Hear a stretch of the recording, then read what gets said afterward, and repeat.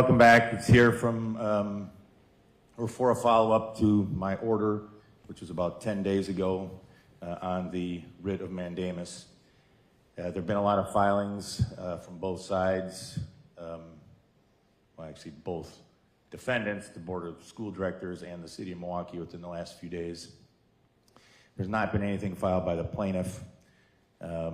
As indicated at the last hearing, both sides were given a deadline of today, 10 days from my prior order, to comply with Wisconsin Statute 62.90, parentheses 8, which requires the Board of School Directors to ensure that not fewer than 25 school resource officers are present in their buildings during normal school hours and during extracurricular activities. For example, at the last hearing we dealt with, I ruled on the apportionment of costs. One of the reasons I was forced to make that ruling was because it was my view that this was just either intentional or accidental, but it was basically a delay tactic from the defendants that I had given them previously 3.5 weeks, almost a month, to negotiate the breakdown of how this is paid for. And you guys arrived in front of me 10 days ago saying, well, we're still working on it. We're still talking. We're still negotiating. So I put an end to that. It's 50-50. That's an eminently reasonable decision, given that when SROs were in the schools, they were in for, as I understand it, a decade or more before they were pulled in 2020 or 2021. The apportionment between the city and MPS was 50-50. So beyond the ongoing delays to this litigation, which were unnecessary, and me wanting to put an end to that, there was a precedent for the 50-50 split. I'll hear from the plaintiffs first, then probably MPS, and then the city. The city, in terms of their involvement in this case, has not been involved in the case directly as a party as long as the school board. However, everybody in this courtroom knows, and the public knows, that the city, through the mayor, maybe through the police department, but certainly through the city, negotiated this statute and this provision with the legislature as part of their request for a property, strike that, sales tax increase. They got their sales tax increase. The city, the mayor and his negotiators agreed to effectively impose this on the Board of School Directors. As I said at the last hearing, we're well beyond discussing whether it's a good idea or a bad idea. It's like debating whether the speed limit on Capitol Drive should be 30 miles an hour or not. Just because you don't like the law doesn't mean you get to go 95 miles an hour down the road on Capitol Drive. Something that happens with a great deal of frequency in Milwaukee, but that's for another day. So what we're here to discuss is the compliance or lack thereof and any additional enforcement that needs to be taken by this court, meaning contempt or sanctions, to get the parties into compliance. As I said, I'll hear from the city first, then I'll hear from Ms. Kohlberg on behalf of the school board, and then much of the recent submissions, I think it's going to focus today largely on the city. And I'm going to be honest, the city has presented conflicting information. The city, in an article that's posted on JS Online right now, the spokesperson for the mayor, Jeff Fleming, said, we don't need any additional steps to be taken to put the SROs in the schools. Why? Because we have 1,500 police officers and it's just moving them from assignment A to assignment B. Now the city would have me believe that there's all these steps that need to be taken. Multiple meetings by the Common Council, and I'm going to ask Council, because MPS was able to get their special meeting done within the last 10 days. Ms. Kohlberg is going to throw her hands up and say, we did everything you ordered, Judge. The city, apparently not thinking this is urgent, sets a meeting for tomorrow. That takes some temerity when you're coming to court today, and then Monday, and then next Tuesday. The city also, despite the fact, and someone, I think I saw a representative of MPD here, I will have that person either make a statement or testify, despite the chief of police having command authority, which clearly he can assign people to this, clearly. You're taking applications. And again, it's insulting to the court that the application deadline is not a week. It's not within my 10-day deadline. The deadline for the applications is next Monday. And then I presume then we'll take 2, 3, 4 weeks to screen the officers. And then all of a sudden it'll be April 1st. And then the city's gonna tell me, now we can't do anything because we need the National Association for School Resource Officers to train them, which means I'll be sitting here, if I go along with that position, which I'm not inclined to do, I'll hear argument, we'll be sitting here in June or July with no action being taken. In fact, one could surmise that the goal of the city is to run this out past when the kids are out of school in May or June.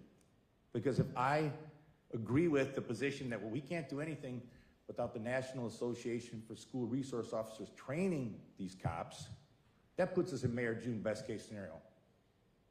In my view, it's been the city's intent for a year and a half, either intentionally or neglectfully, to run out the clock in this type of situation, to not comply.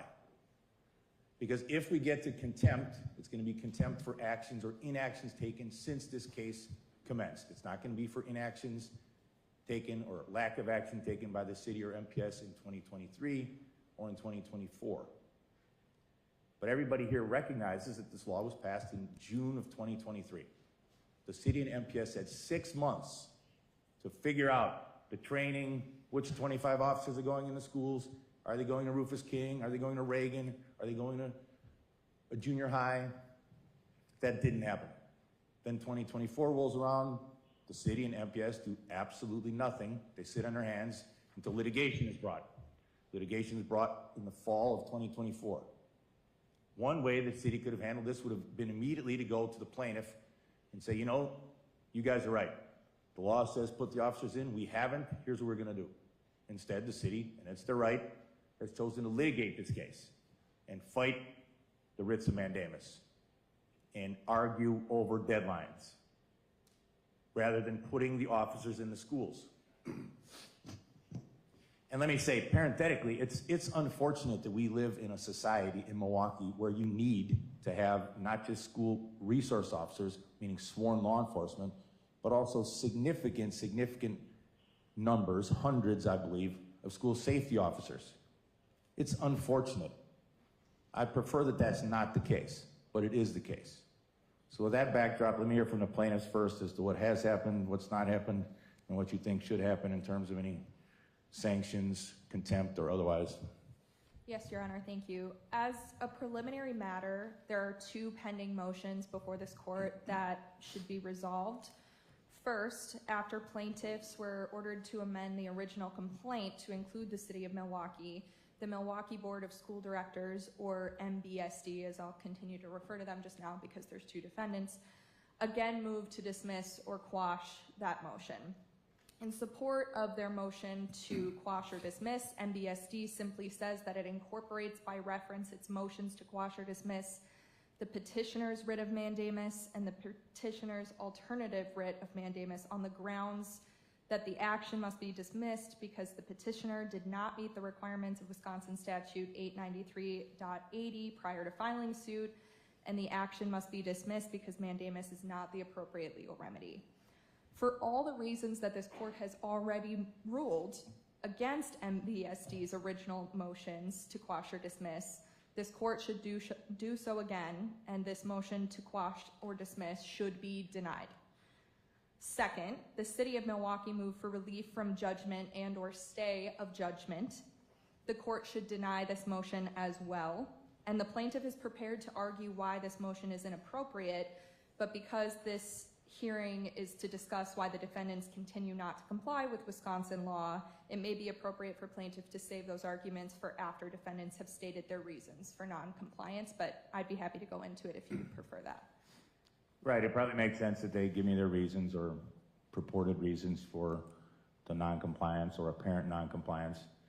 But on the motion to dismiss and the motion to quash, I thought I'd made myself clear in the past that I'm denying that request, but does the city or MPS have anything to add? I mean, I thought it was pretty clear at the last date that I think that this is an appropriate lawsuit being brought by the plaintiff. She does not have any actual ability to get the city and the school board to act.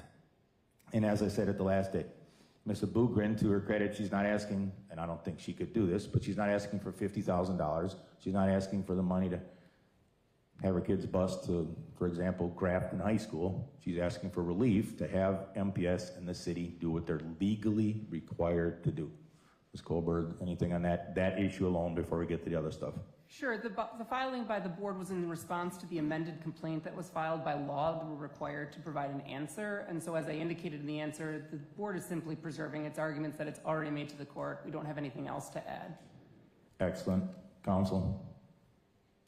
I don't have anything to add beyond the filings that the city has made, including the affirmative defenses raised in our answer. Our position remains the same, but I understand the court's ruling, and we're not. Right, just so it's clear, my ruling at the last date was, and I'll reiterate it today, the motion to dismiss, motion to quash are denied.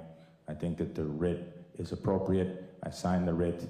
The legal requirements noted by the plaintiffs exist, and I think they've been complied with both, well, in every fashion, certainly most importantly legally, but also as a practical matter, they've all been complied with.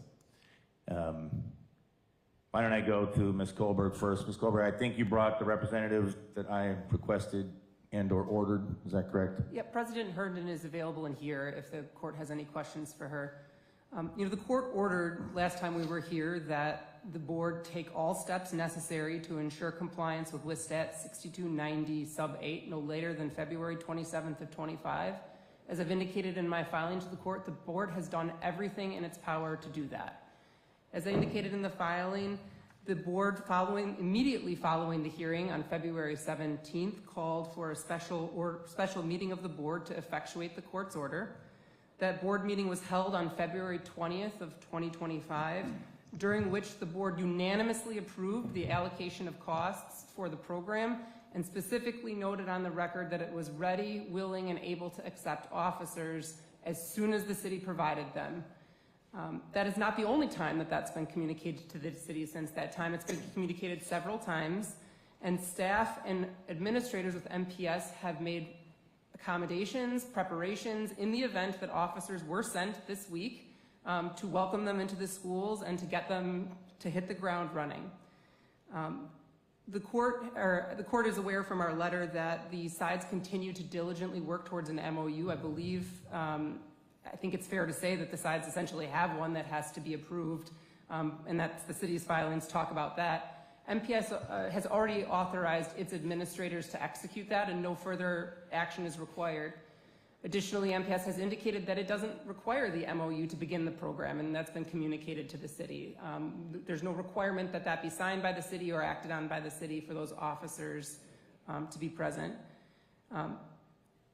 It's the board's position that it's in compliance with the court's orders from the last court date. It has taken every step that it can to ensure that police officers are present in court, and without the city providing them, there's nothing further at this point that the board can do to comply with the court's order. The court has discussed contempt. It requires an intentional disobeyance of the court's orders in order to find the board in contempt, and I think the record establishes the exact opposite of that. There has been an intentional, significant effort since February 17th to do everything that the board can to get those officers in the schools. And so I don't think, statutorily speaking, the board at this point is in contempt of the court's order. I can speak more to that if the court needs to hear more about that. Does the plaintiff have a position on that and the actions taken by the board?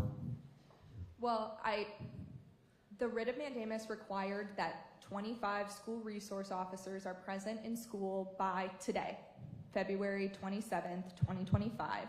And again, as this court has already noted in this hearing, this is well after when they were statutorily required to have these officers in place. Previous failures for non-compliance are not a good enough reason for continued non-compliance. It's unfortunate that the Board of School Directors only started to take this seriously and take all the steps that they possibly could to comply with the law after the February 17th hearing. But the order required school resource officers in schools today, and they are not there today. So it's the plaintiff's petition that both defendants are in contempt. All right, this is not a final ruling, but candidly, I would tend to agree with Ms. Colberg. MPS, to their credit, fell all over themselves to comply with this court's order. MPS, and someone during the course of the last couple weeks commented or indicated that the court's not aware that this was effectively, and I can't believe they missed this because I said at the last hearing, the lawyers will recall, I said, I understand that this was foisted off on MPS. I'll say that again. This requirement was dumped on MPS, good, bad, or otherwise. It was dumped on MPS by the mayor and to a logical extension, the Common Council. Now, could MPS have done something about it in June of 2023? Maybe, maybe not, but that's water under the bridge. It's not a final ruling, but from what I can tell, Ms. Colbert's correct.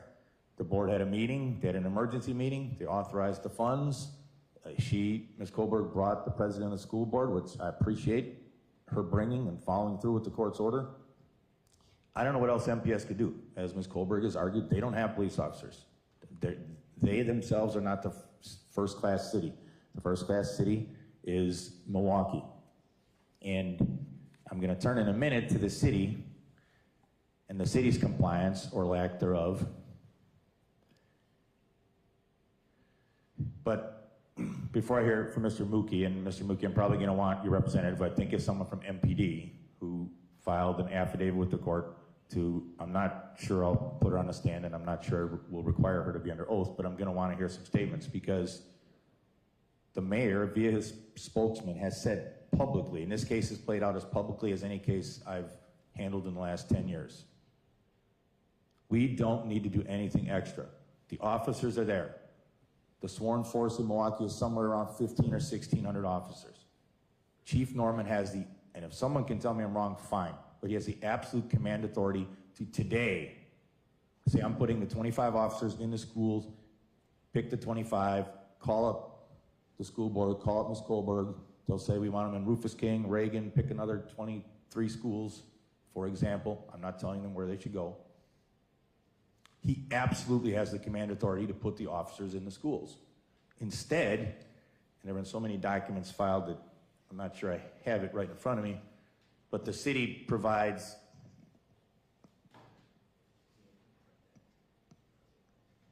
a job posting.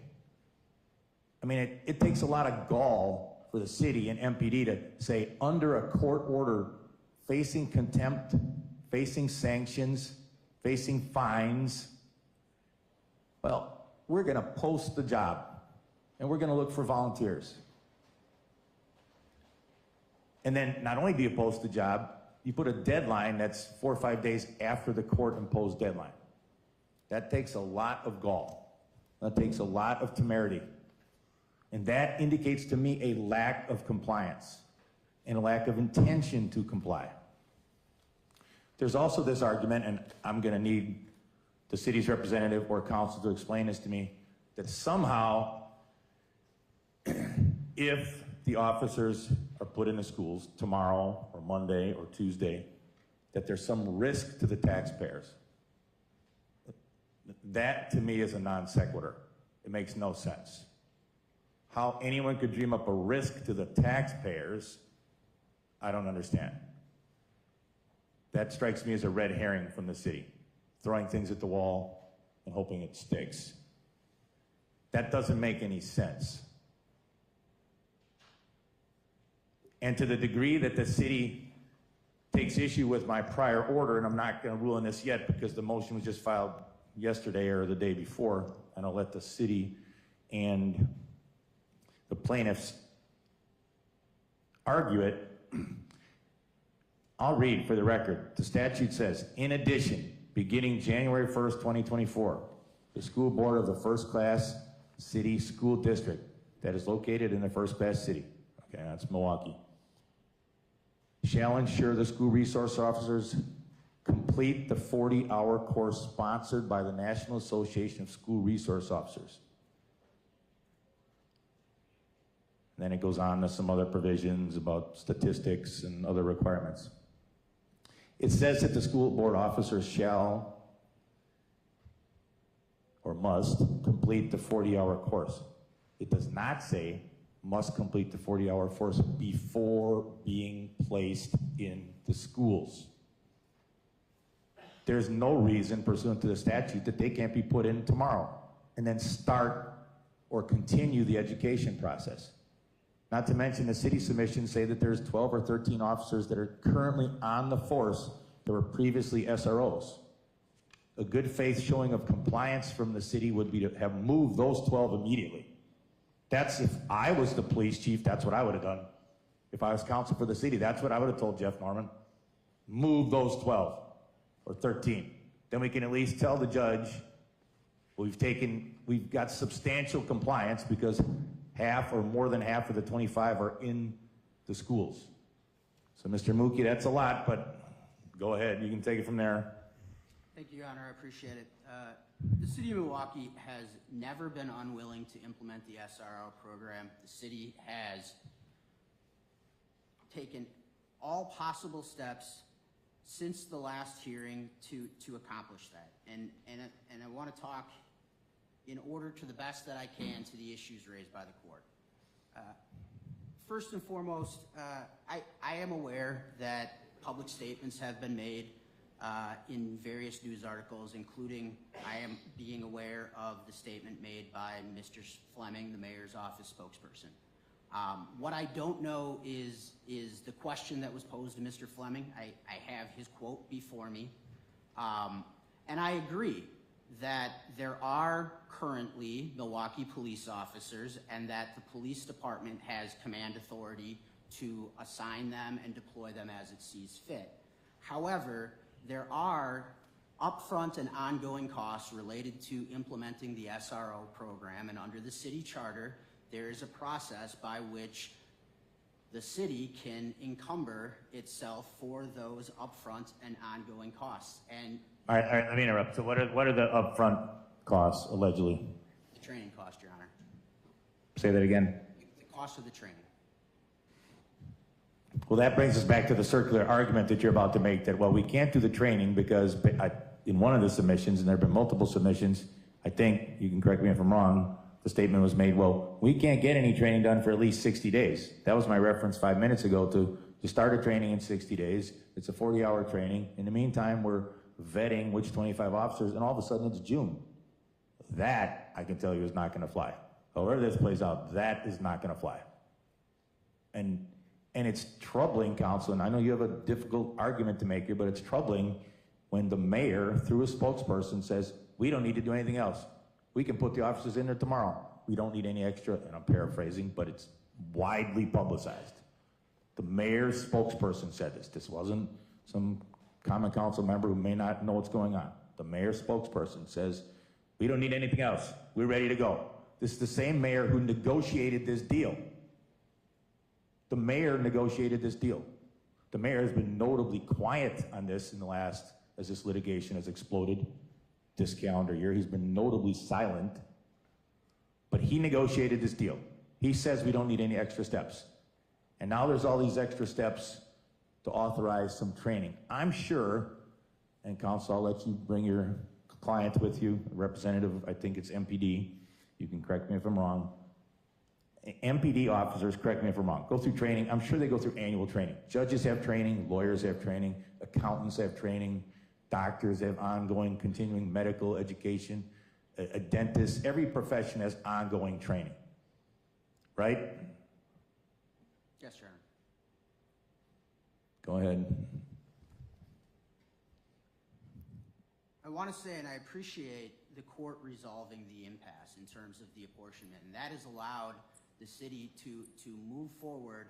The city has, and the Milwaukee Police Department has been engaged on the topic of re-implementing the SRO program since July of 2022. The city and the MPD has, on several prior occasions, provided cost analysis, has advised as of October of 2023 that there were only 7 officers that remained with the department who had previously participated in the SRO program.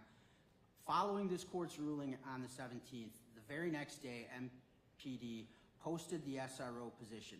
Up to this point, there have been 21 individuals who have voluntarily signed up for that posting. That means that there will be others that will be voluntold.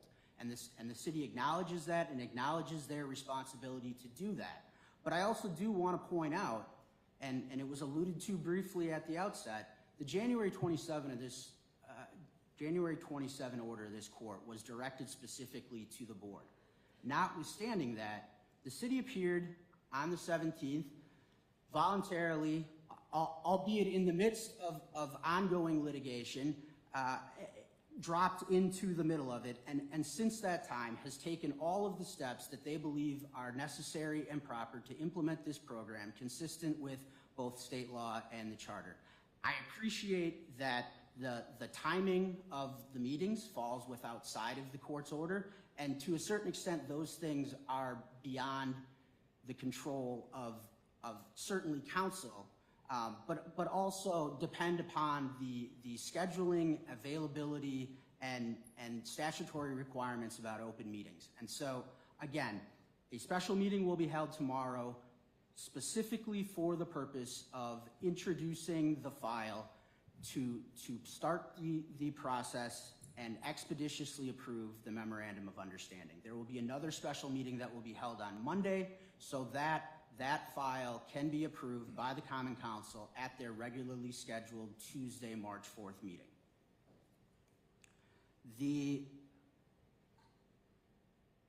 Turning to the other question as to whether or not training is required beforehand. The statutory language in the first sentence of the statute says, beginning on January 1st of 2024, the school board shall ensure that officers are in schools. I understand and I accept the court's interpretation of that statutory language, that means that the officers should have been present on the 1st of January of 2024. The second sentence that speaks to training begins with the exact same verbiage. And so, from the perspective of the city, it can't be the case that the legislature used the exact same words to mean that the deadline to take all steps to accomplish it was January 1st of 2024 for placing them in schools. However, January 1st of 2024 was only the beginning of a process during which at some point thereafter training should take place in the second sentence. And so it is the position of the city that the statute, when read in context, specifies the legislature's will that school resource officers, as defined in the statute, are law enforcement officials who have been trained by NASRO.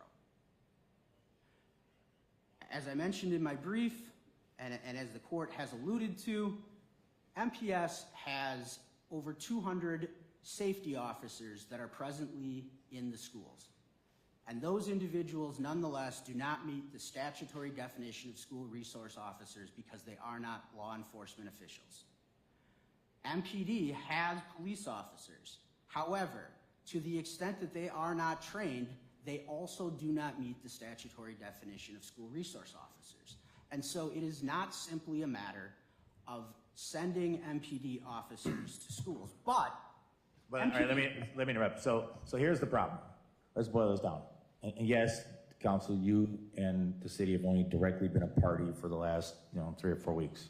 But as you've acknowledged, as MPS has acknowledged, I mean, everybody knows this was initiated as part of the agreement on Act 12 and the sales tax, and I'm not going to go over all that again. So the city's been involved directly or indirectly for at least 18 months, more like 2 years.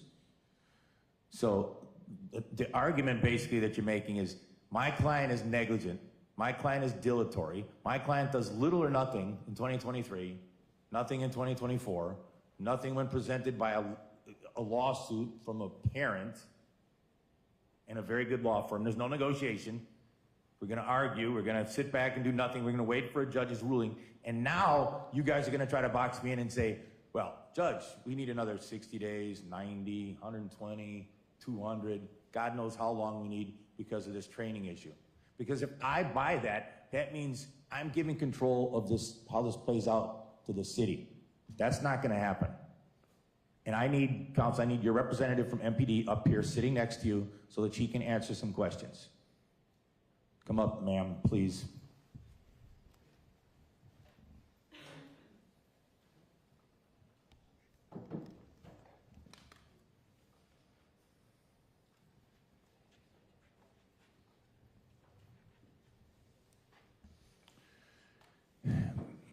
Ma'am, if you can state your name for the record, please. Spell your first and last, please.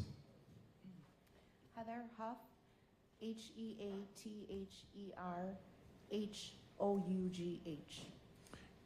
All right, make sure you use the mic, please. You're the chief of staff for Chief Norman, correct? That is correct, Your Honor. I'm not going to swear you in because I trust officers and professionals to make truthful statements to the court, so I'm not going to swear you in. I think that's unnecessary.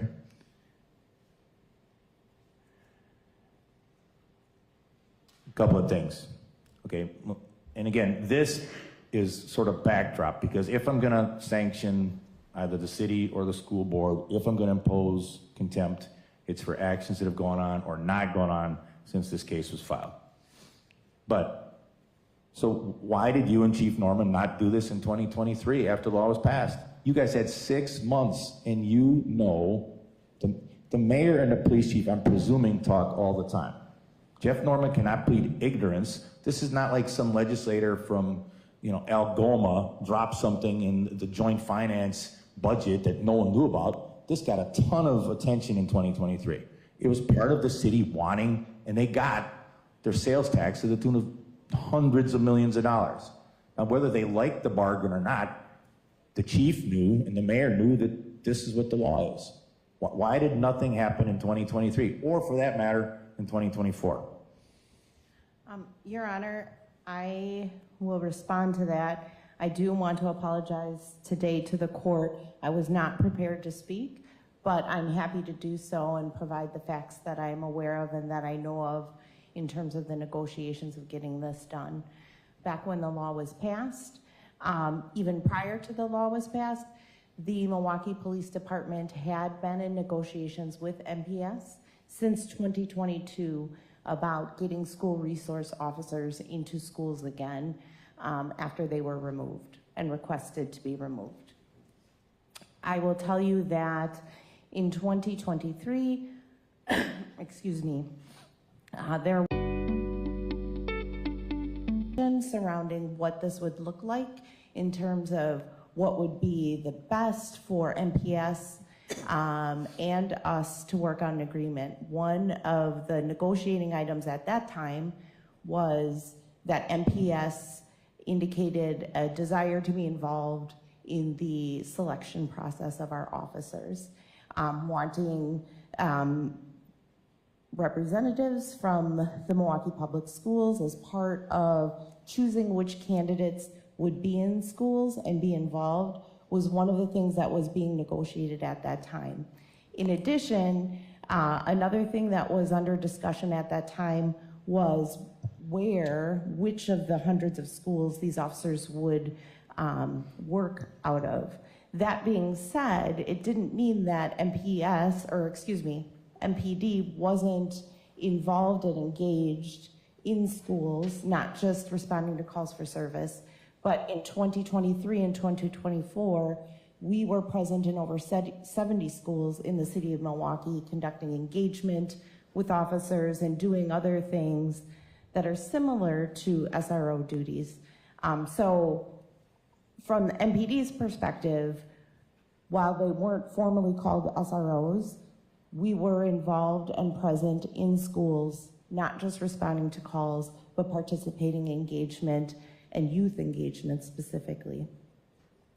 As I recall, I know there was a lot of discussion about, well, we need to understand where we're going to be. I recall one of the sentiments was, we are at the door knocking, we just need to be let in, so tell us what doors to go to be let in. And I know there was a lot of discussion about who is going to be paying for the training and who is going to be paying for the cost of the officers. So this was ongoing discussions for a very long time. As you know, the law passed quite some time ago, and we were working to negotiate all of those things. One of the biggest pieces why we didn't post was the factor that MPS wanted to be involved in the selection process. And in order to do that, we felt we needed an executed MOU as a contract and guidelines to say, this is how these individuals are going to be picked and hired. And because there was that involvement with another party, we felt we could not proceed without a signed contract. And so that leads us, a lot of these discussions and many others, up until this particular court hearing and the one prior to it, where this court ordered the city and the Milwaukee Police Department to have those officers in place. And we immediately then posted. It was on February 17th that we learned MPS had taken out the provision about wanting to be part of the selection process in the MOU, which then allowed us to go ahead and post, because we, as a department, could solely identify which candidates would be chosen to send to the training and then send to the schools. And I want to say, even during this time, and even during the time where we are out of compliance with the SROs, our officers have been in schools, just not formally called SROs. So, for example, and I ask this respectfully, the officers that respond to schools, there's been testimony and there's been allegations in this case, unrefuted, that MPD, the police department, responds to thousands of calls a year to MPS schools. Is that accurate? That is accurate. And Your Honor, if I may, I had asked our data analysts to pull the exact figure, and I have it on a text on my phone. I'm happy to share that with the court if you would allow me to pull out my phone and grab that number. Sure.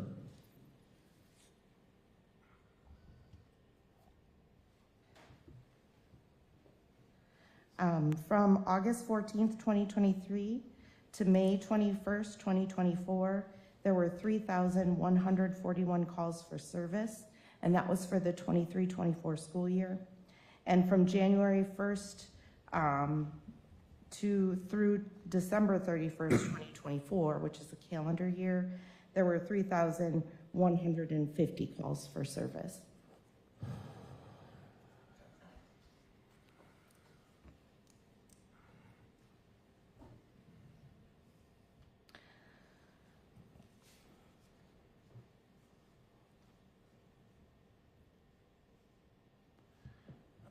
So I did some quick math. It's not my strong suit, but I did some quick math. Roughly 3,100 calls in a school year.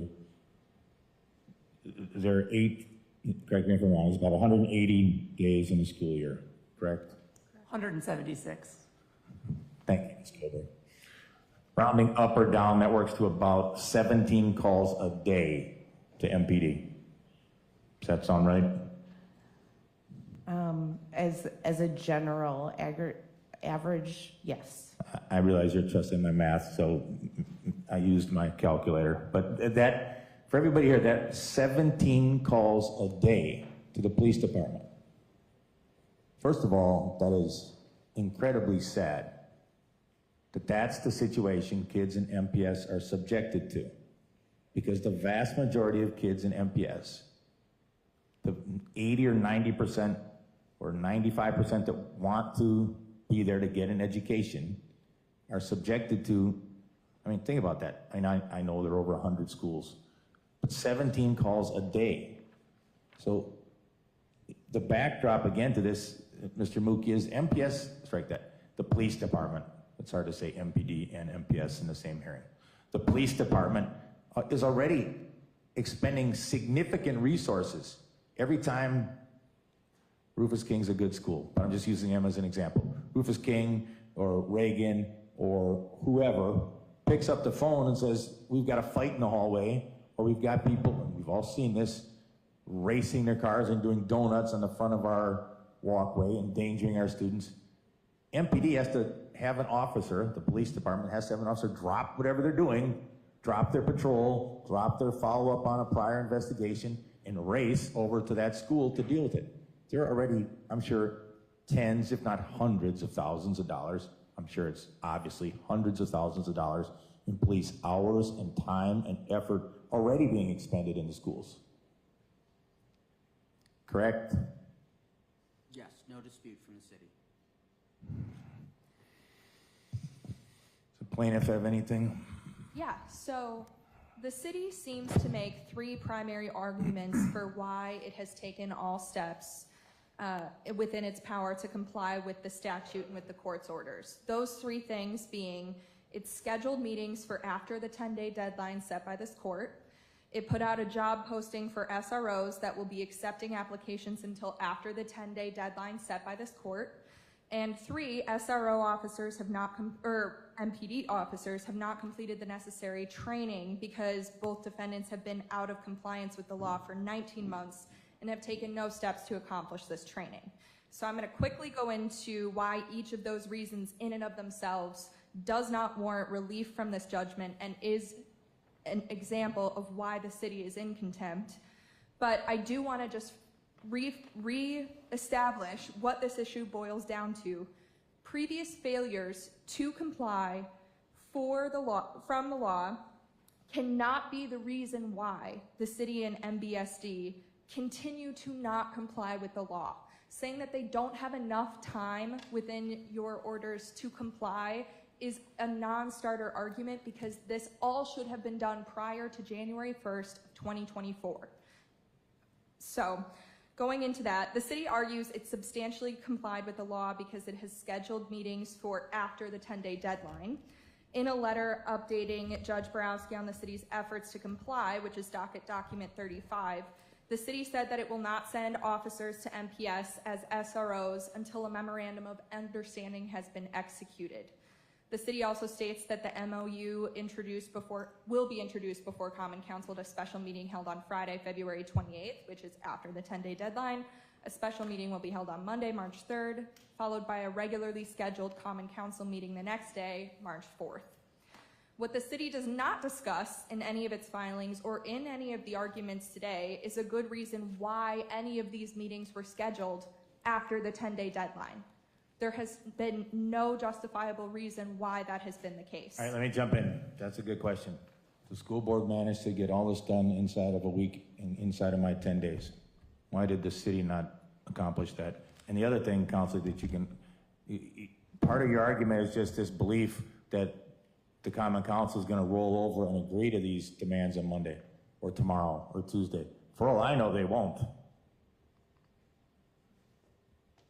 It was only after the court's order after the hearing on February 17th and after the MPS withdrew their request to be part of the SRO selection process that the city was in a position to prepare a resolution for adoption to adopt the MOU or to move forward unilaterally with selecting officers.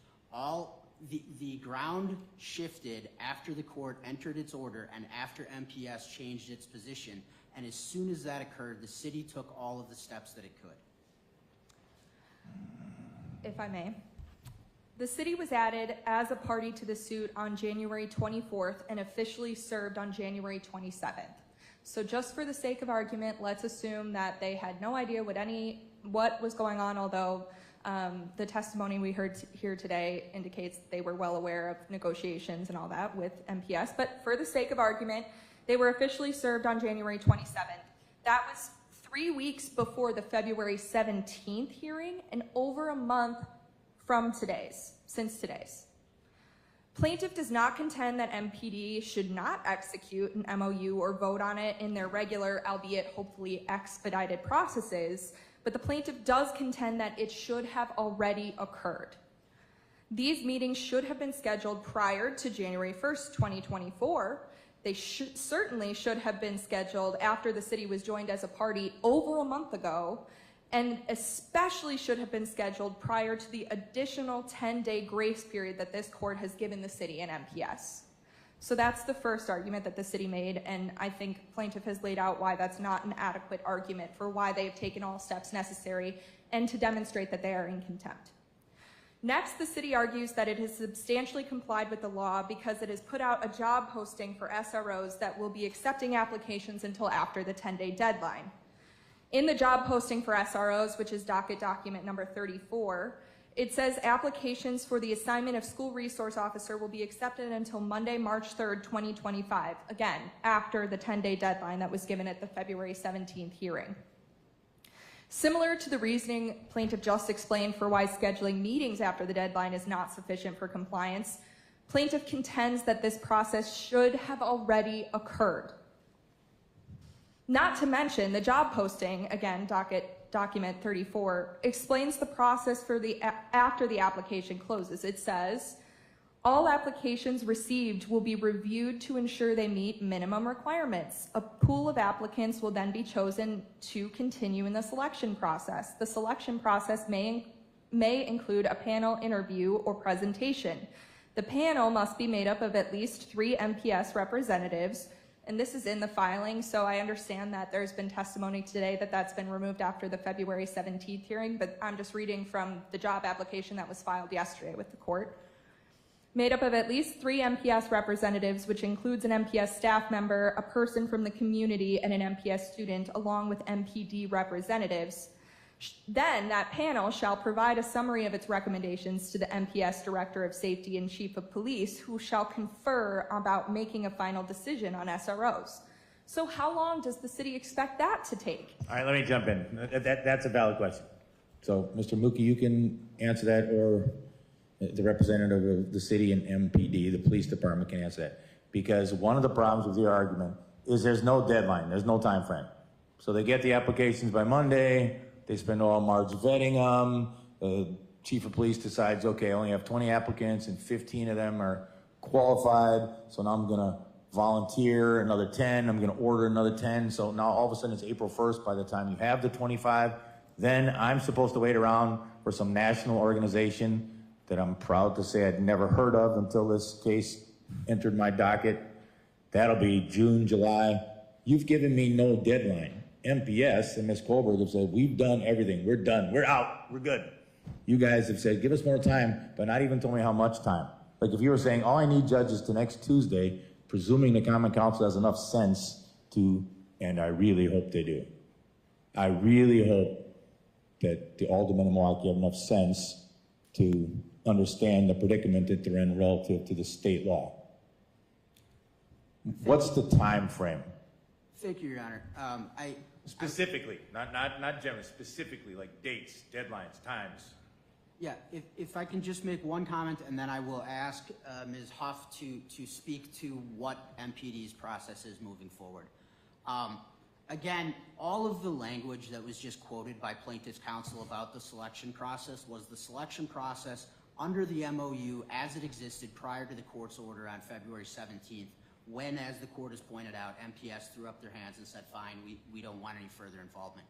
I would argue that the fact that there was no additional delay to rework that language shows, again, that the city is moving as quickly as it can to move forward and didn't spend days amending the posting, because that was previously prepared under the terms of what had been negotiated up to the point of the court's hearing on February 17th.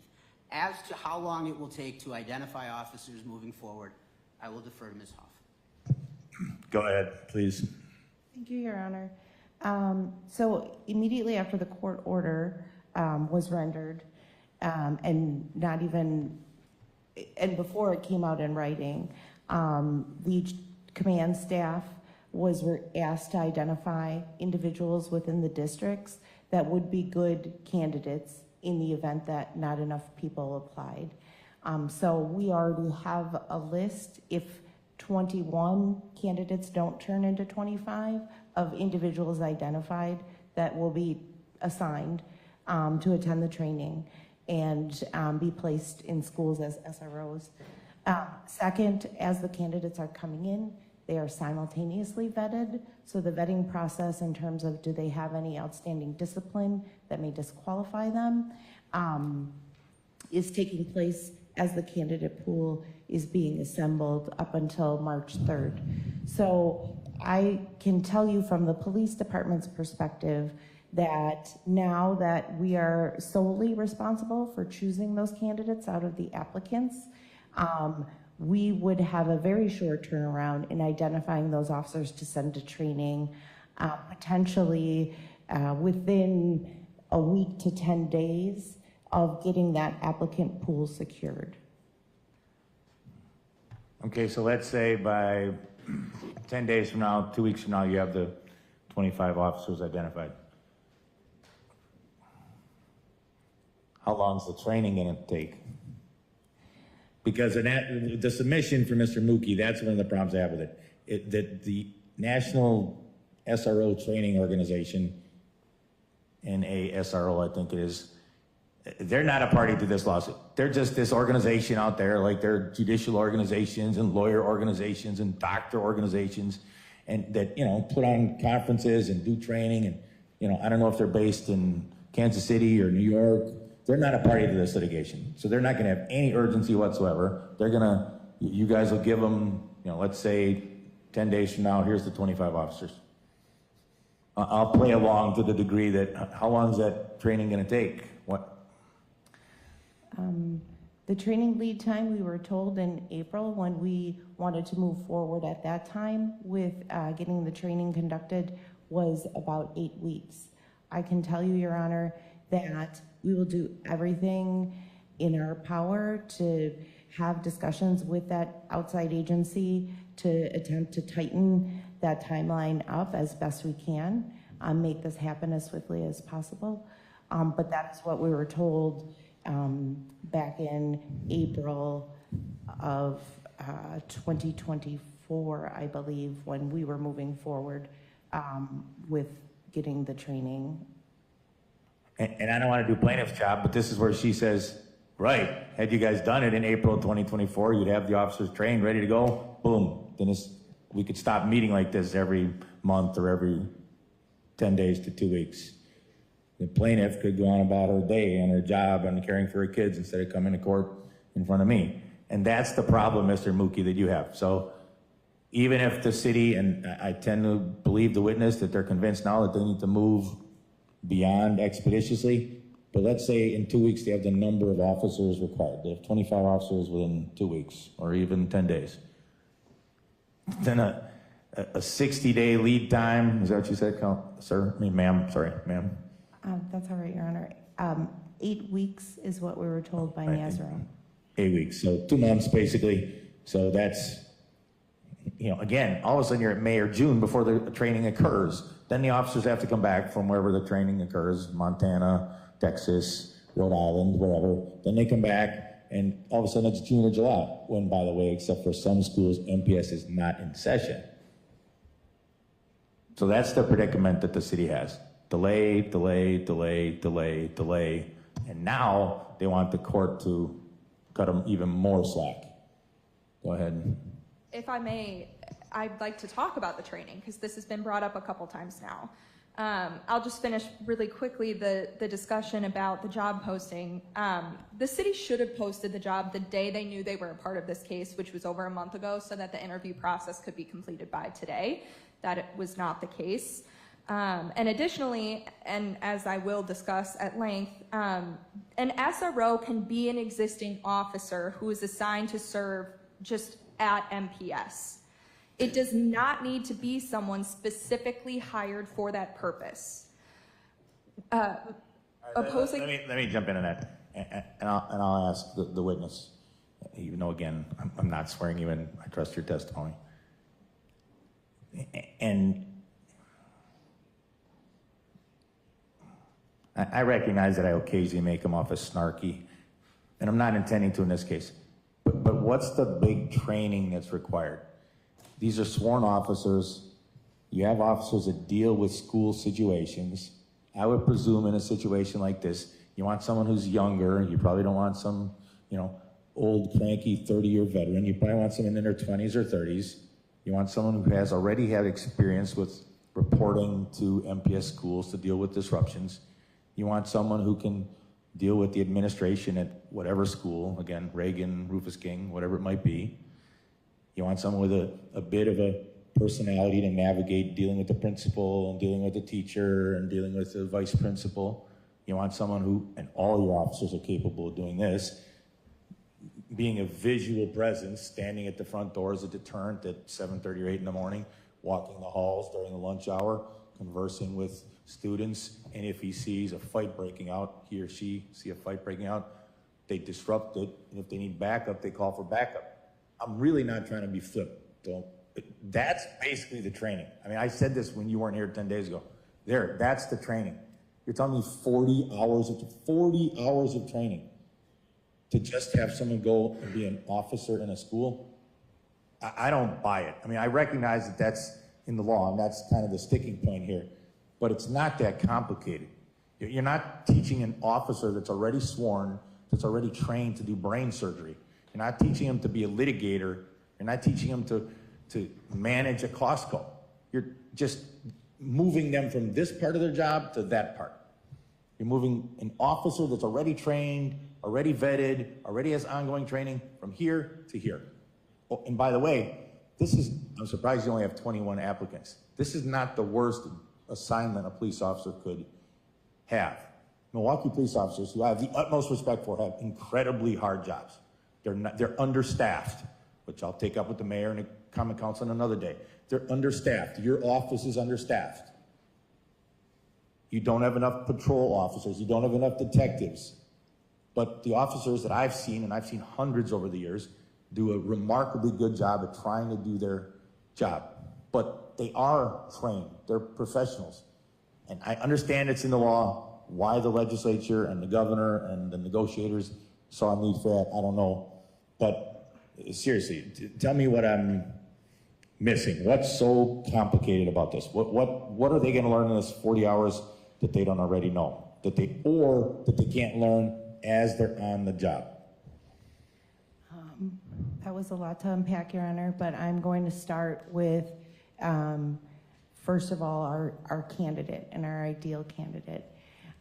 So for this court to know, our candidate pool is even smaller than the number of officers we have, because our newer officers automatically go to night shift, and our officers with more seniority go days. And so our candidate pool is then sliced in half in terms of the number of personnel we have.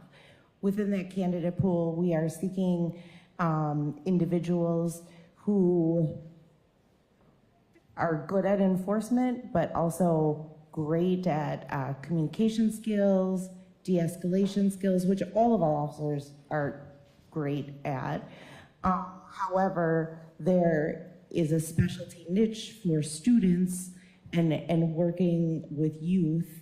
I am here today not equipped to discuss the curriculum of the NASRO training, because I don't have that knowledge off the top of my head, nor do I have that information in front of me.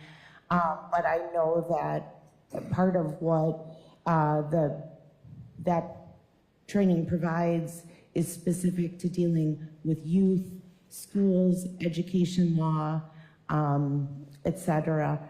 I will say that we could put officers in school, but another thing that was really important about the MOU was providing boundaries and guidelines for how our officers engage and do enforcement.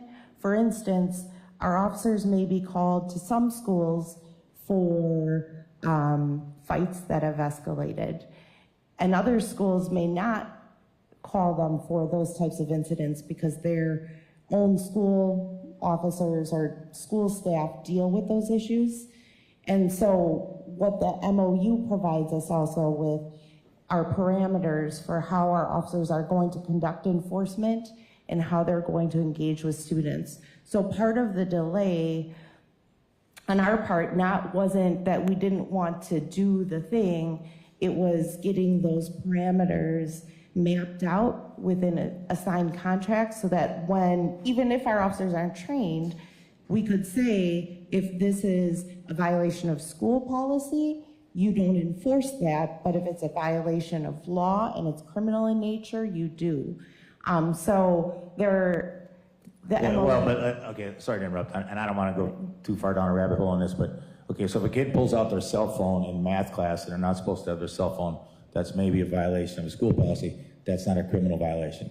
If walking down the hall, they use their cell phone to smash another kid in the face with it, that's a battery or a sub-bat, and that's a criminal violation where I would hope to heck your officers would respond and, in most cases, arrest the person, right? I mean, again, those distinctions, I don't want to do MPD's job. I don't want to do the city attorney's job. But your officer should know the difference between, well, the kid mouthed off to his teacher, and so the math teacher booted him into the hallway, as opposed to, as was alleged here, and it's been unrefuted, an assault where some kid picks up a sock, puts a lock in it, and whips somebody else over the head. That's a criminal offense. It's multiple criminal offenses. Right? I mean, Correct, Your Honor. There are black and white areas of this, but there are also some gray areas where if a situation is escalating in a classroom and a student is mouthing off to a teacher and that teacher may be fearful, in some cases that teacher will call 911. In other cases, that teacher will consult with the school. And so what the MOU is providing guidelines for those gray areas, where then when our officers go into the schools, they know, okay, in these situations, we will conduct enforcement, and in these, we will not. So that is training that would occur by the parameters set within the contract between the parties, but then there's also the NASRO training that I can't speak to the curriculum intelligently here today. Thank you, Your Honor. I will just briefly respond to that testimony. They are already there. We've been provided testimony today that police officers are already there. They're being called 17 times a day, thousands of times a school district. They're there for hours and hours and hours every day, as is the testimony that we've heard from the Milwaukee Police Department. So arguing now that there's some nebulous training that's going to solve all of these gray area issues is an interesting argument to make. I do want to start also by reading the Wisconsin statute section 62, sub 90, subsection 8, and it is the entire definition of what a school resource officer is. It's one sentence, and we don't actually need to argue about what a school resource officer is because it is defined by the statute. And it says, a school resource officer means a law enforcement officer who is deployed in community-oriented policing, assigned by the law enforcement agency that employs him or her to work full-time in collaboration with the school district. That's what it says. It does not say that training needs to be completed prior to the officers being assigned to the school district. And as you heard in the section that I just read, the definition of school resource officer does not include any language on completing the training by the National Association of School Resource Officers. There's an earlier sentence in the subsection that was read by opposing counsel that says, beginning January 1st, the school board of a first-class city school district that's located in a first-class city shall ensure that school resource officers complete the 40-hour course sponsored by the NASRO. So the school board, not the city, shall ensure that these officers in schools shall complete the 40-hour training. It does not say shall complete the 40-hour training prior to the start. In fact, it does not give a timeline for completion at all. While it would have been preferable for these officers to complete the training prior to beginning, sure, but that's not statutorily required. And it would have also been preferable that MPS had SROs in schools beginning January 1st, 2024, and that is statutorily required. This court has already ruled in the last hearing that training does not need to be completed prior to these officers being assigned and starting at the school, and the statute backs that up. I'll read it again, just for perfect clarity. A school resource officer means a law enforcement officer who is deployed in community-oriented policing and assigned by the law enforcement agency that employs him or her to work in a full-time capacity in collaboration with the school district. That's it. That's the entirety of the sentence. The city argues that because SRO officers have not completed the necessary training, it cannot deploy officers as SROs because that would pose a risk to students and taxpayers. I would argue that a risk to the students and taxpayers is not having SROs in schools in the first place and forcing plaintiff to file a lawsuit to compel government officials to follow the law. The judge, you're reading the statute, it's correct. Officers start on January 1st, and then the school district, and that's how it's phrased in the statute, the school board shall ensure that they then complete this training. That's how the statute is written. And we don't have to argue over what an SRO is because it is defined in the statute. So for that reason as well, the city has not completed all the necessary steps to comply with the law because they should have, on February 17th, designated 25 school resource officers to MPS, and then MPS should have enrolled those 25 officers in the training program, and they could continue to work at MPS until they were able to complete the training program. If MPS and the city want to go through a hiring process for their perfect candidates, they can continue to do that, but in the meantime, they still need to have officers in schools to comply with your order and to comply with the law. And at this point, they're both out of compliance with the law and therefore should be held in contempt of court today. What would you suggest the contempt be? Remedial sanctions, Your Honor. A fine? A fine, a forfeiture, yes. So we would ask, as part of the remedial sanctions, which is Wisconsin Statute 785 sub 02, the court may impose one or more remedial sanctions, including an order of forfeiture not over $2,000 under Wisconsin Statute 785.04 subsection 1 subsection E. So that's one of the subsections that $2,000 could be the forfeiture. But at the end of that section of the statute, it says, or any other remedial sanctions that the court believes is appropriate. So we discussed this briefly at the last hearing, but potentially that could be the cost of what the SROs could be a day. We also could ask, as part of the remedial sanctions, that you award attorney's fees and costs and legal costs. The law has been ignored for over a year, and the court can and should order attorney fees and costs under Wisconsin Statute Section 785.05 subsection 1A, especially now that we've come out to yet another hearing. And how many hearings is this going to take? How many times is our client going to have to take off work? How many hours are we going to have to continue to read through 9 filings the day before a hearing to figure out what's going on and come into court and argue it? We'll be here every 2 weeks or every other month until the city's and the school board's in complete compliance, unless there's some other motivating factor for them, and in this case, fines is appropriate. I think it's safe to say that both MPS, the school board, and the city have needed to be motivated by this court. That's an understatement, because nothing happened for 18 months going on 2 years. I've said this in the past, but it's troubling to me that what it appears to be is that the city, meaning the mayor, with all due respect, and/or his negotiators, agreed to this. They put the law in place so he can get his sales tax with no inclination whatsoever, or no intent to ever comply with the law. Had Mr. Bluegren not sued, we'd all be not here today. We'd all be I'd have a different case. Ms. Kohlberg would be in a different case or a different courtroom. Nothing would have happened if there wasn't a lawsuit. The city and MPS, neither one lifted a finger, did anything in 18 months until the suit was brought. Nothing.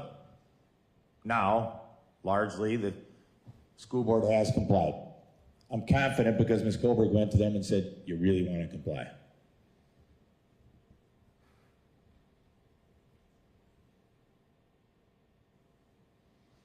Mr. Mookie, you want to address the issue of contempt and how it would be purged and cured potentially by your client? And the plaintiffs are correct in terms of a remedial sanction.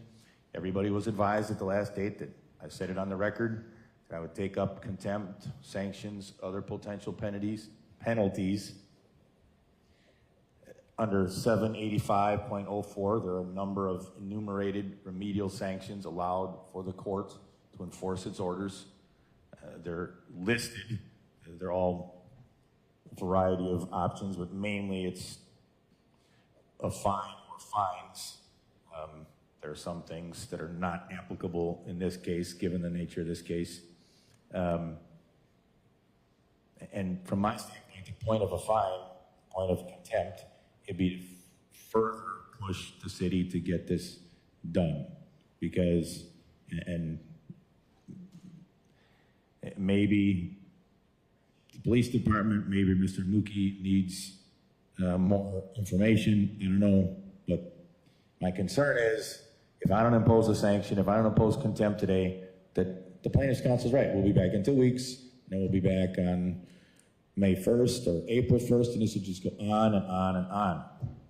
I have other cases. It's not fair to anybody. It's not fair to the taxpayers. It's not fair to the students in MPS. I can have the hearings if necessary, fine. I can drag the lawyers in, fine. It's not fair to the plaintiff. It's not fair to the students in MPS.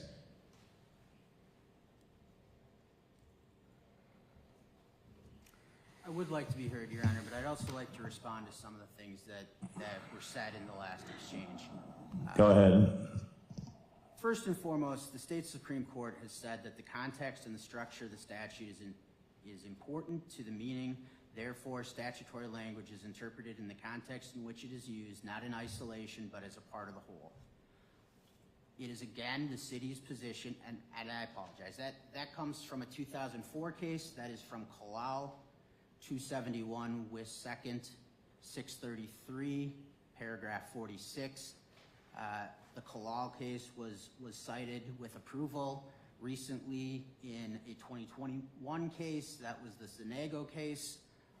So that remains the law. And what I hear from plaintiff and from the court, and I don't personally disagree with this. What I hear is that for the most part, SRO duties are obvious or within the purview of the training that officers have received.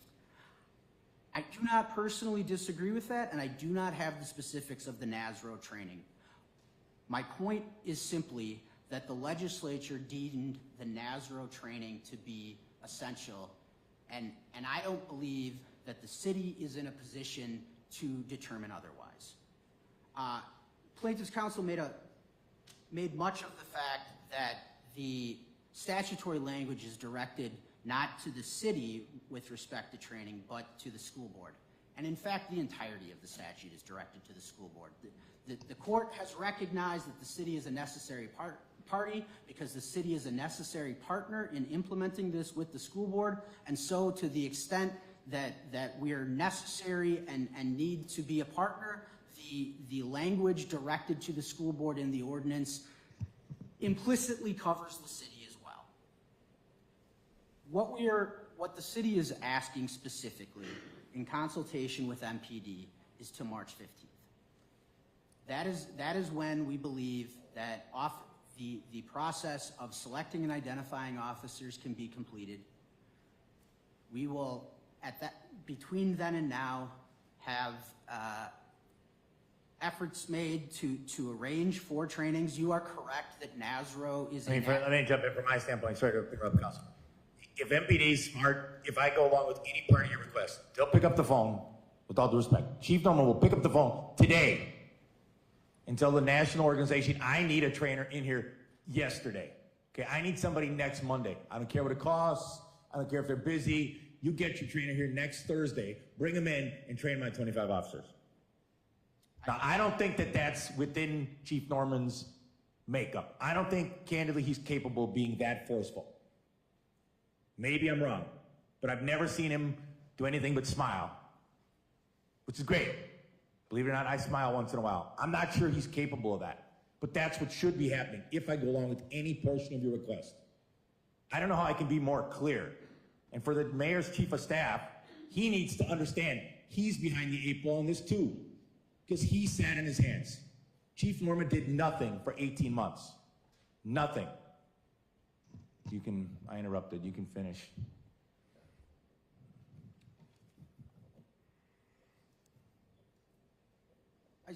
I somewhat lost my train of thought, but just responding to the last thing the court said, it would be the advice and the expectation that communication with NASRO would take place immediately and the request would be made for trainings to be scheduled immediately.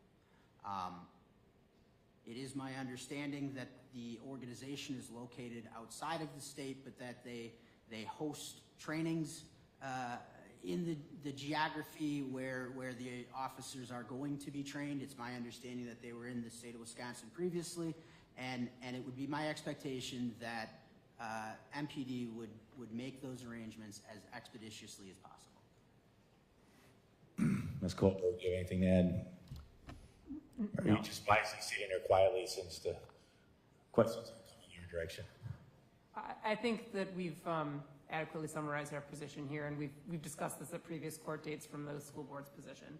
All right, so Plaintiff, anything else to add? I will add that there was a NASRO training in Appleton last week. They were here in the state. And I'll also add, maybe this is more of a... Okay, come on, you're kidding. Was the city aware of that? The city learned of that in a news report that was filed this morning. Well, but that again, Mr. Mookie, that speaks to the lack of urgency. You know, like, I mean, this is a crazy example, crazy analogy maybe, but okay, if anyone here who has a child, if they have an emergency, you know, if they can't stop coughing, you're gonna get them to a doctor immediately. If you're under a court order, I'd like to think there's some impetus for the city to comply with court orders. I would have been, the police chief, Chief Norman, should have assigned somebody or some bodies to move heaven and earth to figure out where there's a training so that he could sit here, or his representative could sit here, and the mayor's representative could sit here and say, Judge, we've got it scheduled. Your argument would be much better if you could say, all 25 officers are being trained next Thursday or March 10th. Instead, well, sometime in the future. Not a good argument. I'm taking this under advisement for 5 minutes. We're adjourned. I'll come back with a ruling. All rise. You may be seated.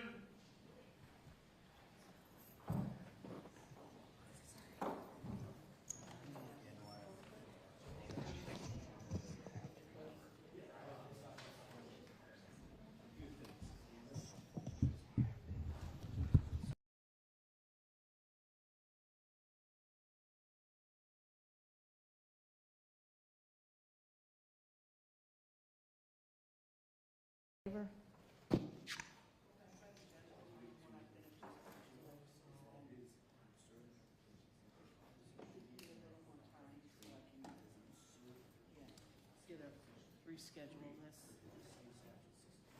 Hopefully, only like, I'll try to get it done in 5 minutes.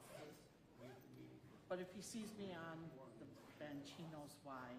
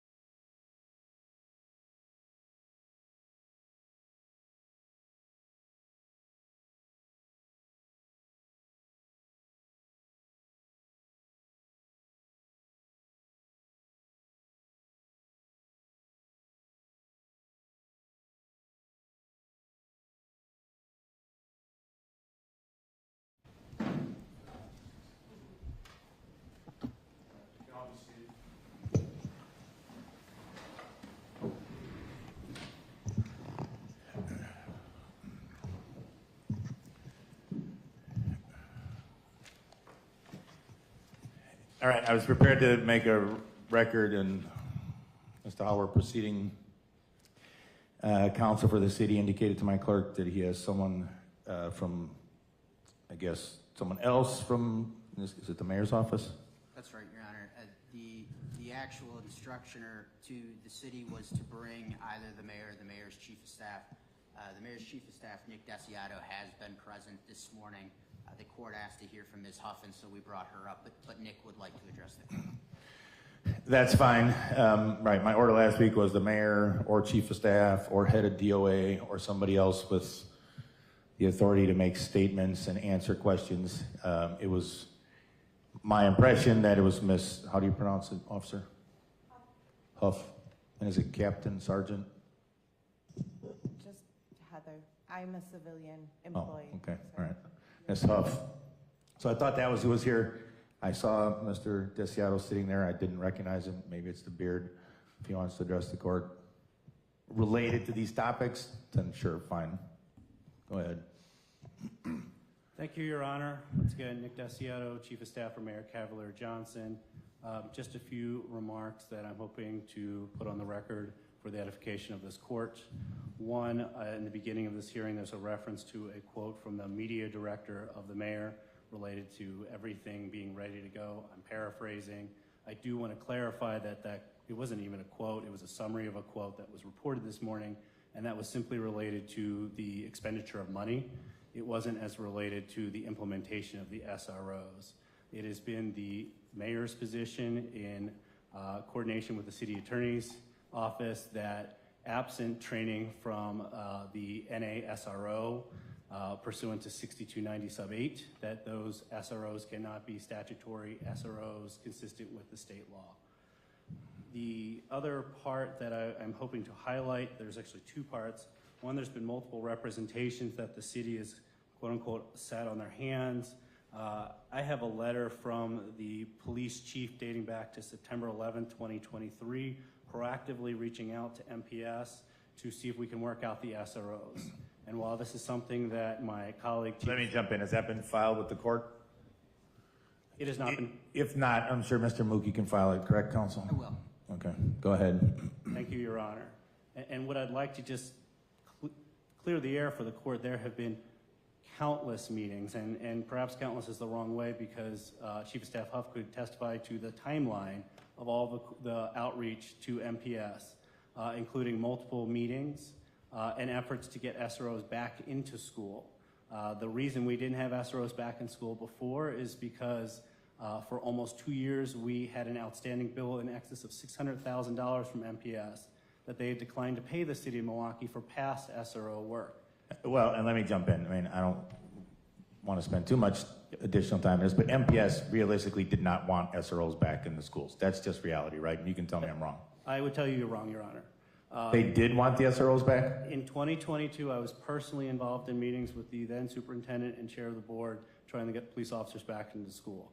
Is that a separate conversation with the current administration? I'm sure it is, and I don't want to make any representations to that. As it relates to Act 12, I don't want to make any representations to that. But I can say on behalf of the mayor that as it relates to Act 12, we also were in objection to having the 6290 sub 8 mandated SRO program. While the mayor has always been in support of SROs, having it mandated under these conditions is something we've always objected to throughout the Act 12 process. And again, I don't want to make any representations of the current administration of MPS, and I've heard their statements, and there's no reason to deny that. But I do want to state for the record that in 2022, there were numerous correspondences to that. And why is that relevant? Let me just say, so I'll take you at your word. But so maybe the city and MPS didn't sit in their hands, maybe. But we never got to actually moving the ball down the field. It was meeting after meeting after meeting. I'm of the belief, some people share it, others don't, that if you want to make sure nothing gets done, have a meeting. You want to make sure something really never gets done, have another meeting and appoint a blue ribbon task force. Then you'll talk and talk and talk and talk until you're blue in the face, but we'll make sure to never accomplish anything.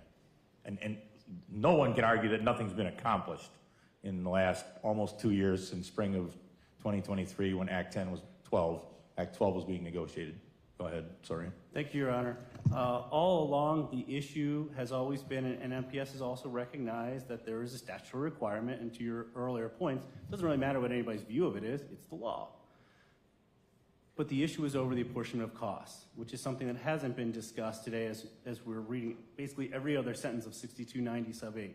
That's a critical part of that and a precondition of applying from the mayor's perspective of implementing the SRO program.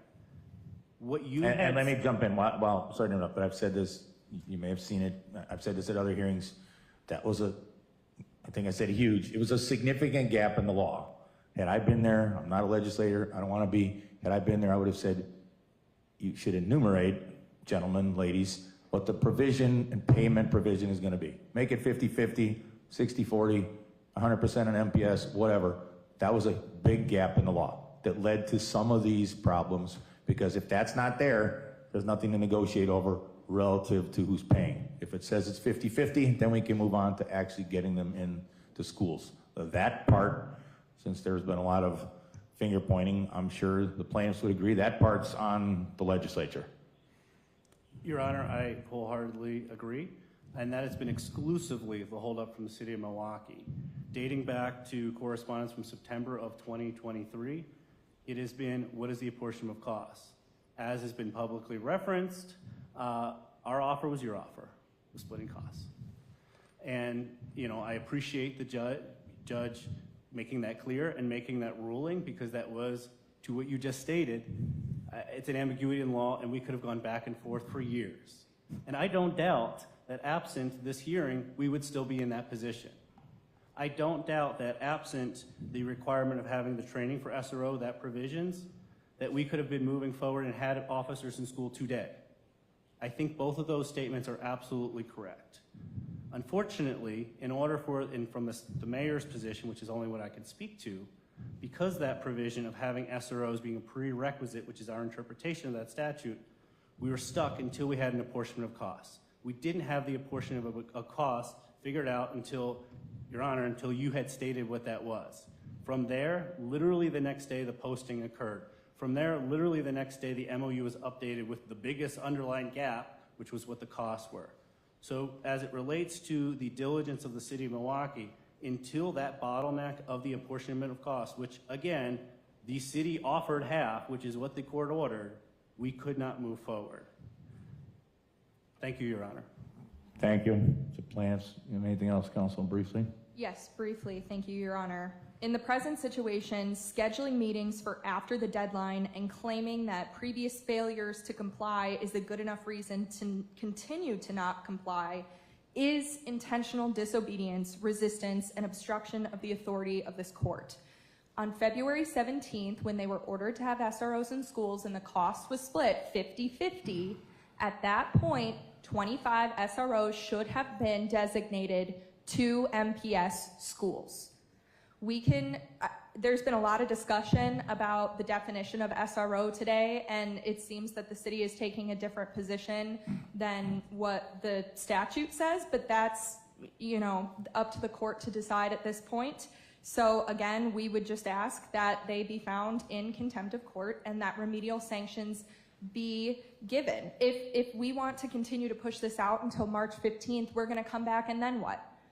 Then all of a sudden these SROs aren't trained. They can't be in schools yet, and then what? Then we're waiting on the NASRO group to conduct the training, and again and again and again. We're pushing it out further and further and further.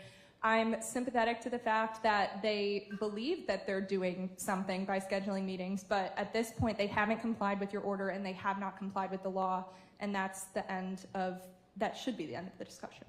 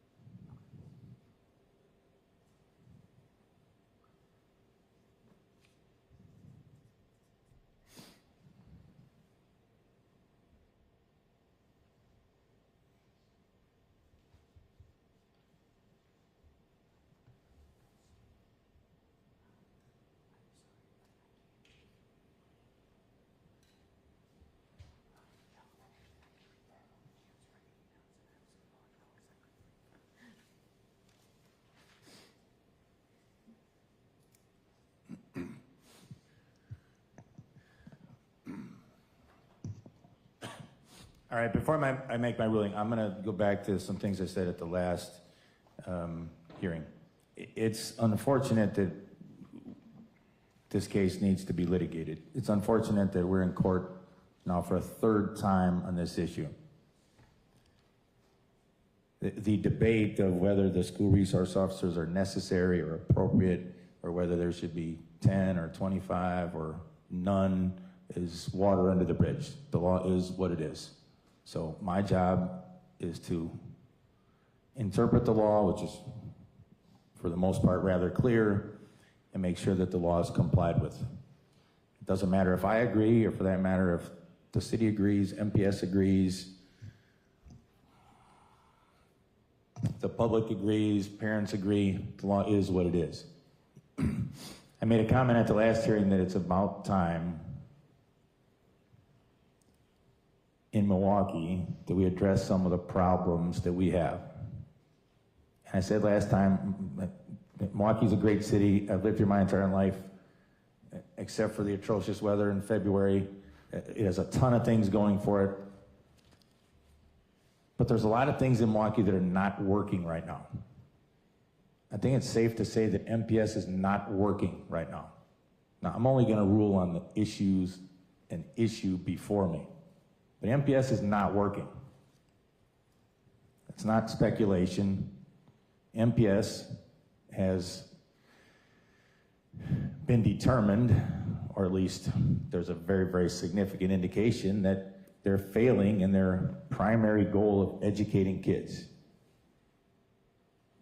It's been alleged in multiple places in the last couple months that arguably MPS is the worst big city school system in the United States.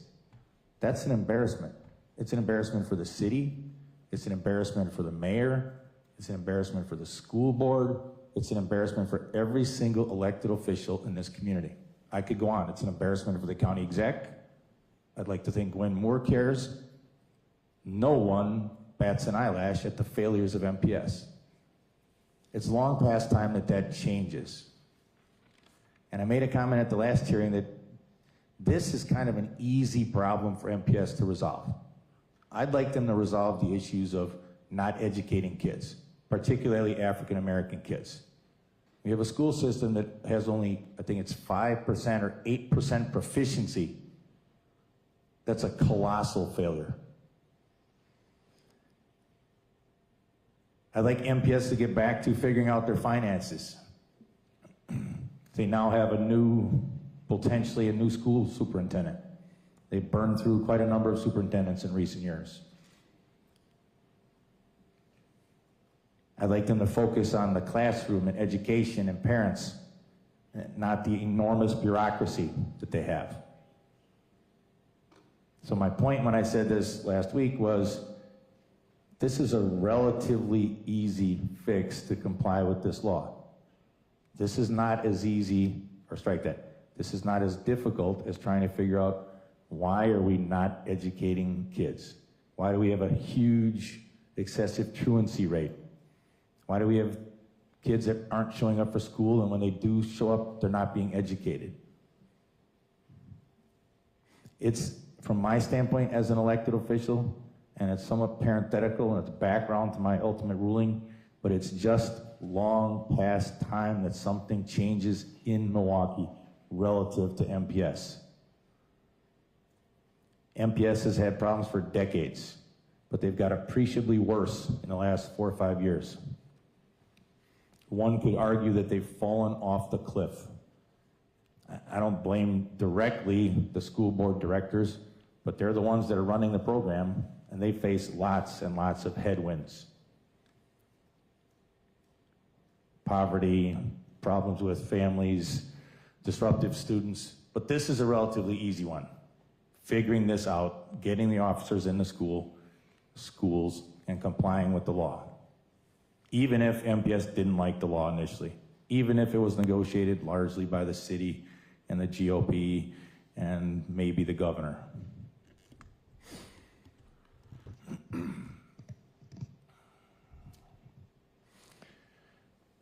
So, I issued 2 orders, one in January, the other one last week. related to the provisions of Wisconsin Statute 62.90 sub 8. Obviously, for now 12 months, actually 14 months, the city and MPS have not been in compliance with the law. And based on what Mr. Desiato said, there may have been things going on behind the scenes that were not brought up in court previously, or that I was unaware of, or maybe plaintiff's counsel was unaware of. But as the old saying goes, talk is cheap. This court expects action, and this court expects its orders followed. That may not apply to every judge in the building. I hope it does, but I expect my orders to be followed. You don't have to like them, but they need to be followed. It was set today, this hearing, to consider the efforts made by the city and MPS to comply with my most recent court order. The court has gone through and resolved and ruled on 2 requests for writ of mandamus. The original writ and then the second writ, which I signed off on approximately 10 days ago, ordering the compliance with the law within 10 days by today, February 27th. While there has been an enormous amount of foot dragging from both sides, I'm convinced, at least for today, that MPS has complied with my order to the extent that it's possible for them to comply. I don't want to rehash the prior arguments and prior discussions and the memorandum of understanding and the negotiations and the arguments, but within the last 10 days, I think probably because Ms. Kohlberg prevailed on the school board, they acted rather promptly now, finally, and have agreed to pay for their half of the cost of this program. And they've said, and I trust counsel for the school board as an officer of the court, that if the city had 25 officers tomorrow and dropped them on their doorstep, that they would accept them and work with MPD to make sure that those officers can be effective in their roles. I do not think the city has complied with my order. So here's my ruling. And the city has had a chance via the testimony, via argument, to explain their efforts or lack of efforts to avoid contempt. One of the biggest problems here is beyond the long-term foot dragging that's gone on for a year and a half. But relative to these specifics, I'm still not clear on or convinced about the dichotomy that's being presented to me on finances. I'm still not exactly convinced, or at least not fully convinced, that the Common Council needs to be involved, but fine, they need to be involved pursuant to the submission from the City Attorney's Office. I'm granting the request from the plaintiffs. I'm finding the City of Milwaukee in contempt of my prior order. I'm finding them $1,000 a day starting today. That's under Wisconsin Statute 785.04, which allows for the imposition of various sanctions, including a forfeiture under subsection C, not to exceed $2,000 for each day the contempt continues. I am going to temporarily stay that order of contempt. I'm going to stay it at the request of the city until approximately 2 weeks from now, March 15th. That contempt can be avoided or purged, depending on how you look at it. Either I would vacate the order or it might be continued. It can be purged by the following. The city comes back to me with a list of the Common Council having approved everything that is being held out to me, the Common Council is going to approve. They have their 3 meetings tomorrow, Monday, Tuesday, and they can do what they want. They're elected officials, but they make all the approvals that are necessary to move this train down the track. When we come back, I'm also ordering, in terms of either the staying in place or a purge of the contempt, that the city and MPS provides me with the names of the officers that are assigned and the schools that they're assigned to. If necessary, if either side, particularly, well, either side, the city or MPS thinks that that should be confidential because you don't want the names of the officers out there or even the names of the schools, I'm fine with sealing that information. But I want a letter detailing it's Officer Smith, Officer Jones, Officer, McNally, whoever it is. I want the names of the 25 officers and the 25 schools that they're being assigned to. Or, and I'm not gonna direct MPS how to do this, maybe 2 officers at one school, but I want the names of the officers and the schools. I also, by that date, which is roughly 2.5, 3 weeks from now, March 15th, want proof that the training of these officers has occurred or has been scheduled. I think, candidly, I am being eminently reasonable. And for Mr. Mookie and Mr. Desiato,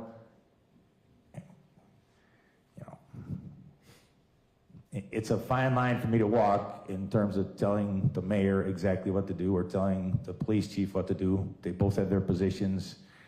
One's an elected official, one's an appointed official. But it would seem incumbent upon me, Mr. Desiato, if I was you, and by reputation you're a bright guy, you and the mayor or the police chief should be on the phone this afternoon to the School Resource Association saying, I don't care what it takes. Get a person up here to train our officers in the next 2.5 weeks, because we don't want further consequences and further sanctions from a judge. If that means you need the common council to move 50 grand from some account into another account to pay them extra to traipse the person up from Florida or Montana to do the training, I would do that. I'm not making that part of the order because you need to figure that out. But I would think it's incumbent upon the city to do that. So the contempt's $1,000 a day, pursuant to statute. It takes effect today. I'm staying that order until approximately March 15th. The city and MPS, and some of these will need both of you to be involved. I need to know that this financial package and issues and things have been approved by the Common Council. The names of the officers, the names of the schools, the date that they're either in before the next hearing or the date that they will be in specifically. And that the training, I would really, really prefer that it's done, that it's either done or scheduled imminently. Please, Mr. Desiato, don't come back and say, Judge, we talked to the NASRO and they said they can train our officers in August of 2026. It's not gonna fly.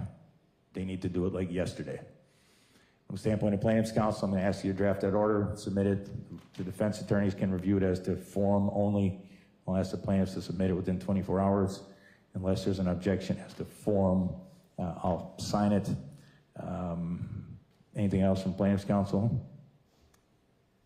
No, Your Honor. Ms. Kohlberg? No, thank you. Mr. Mookie? No, Your Honor.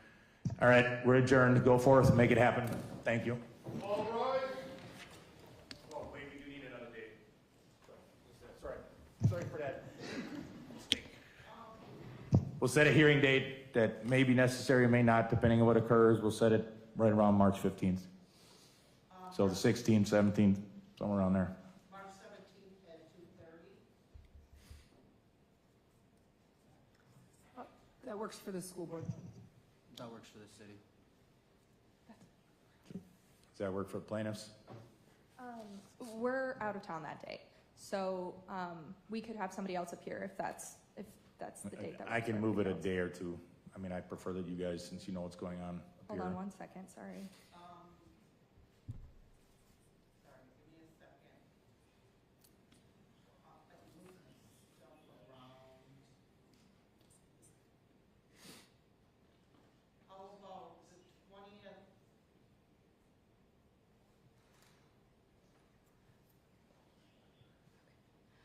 The 17th is fine. We can do the 17th. Good, excellent. 17th at what time? At 2:30. All right, March 17th, 2:30. We're adjourned for today. Thank you, everybody. Thank you, Your Honor. All rise.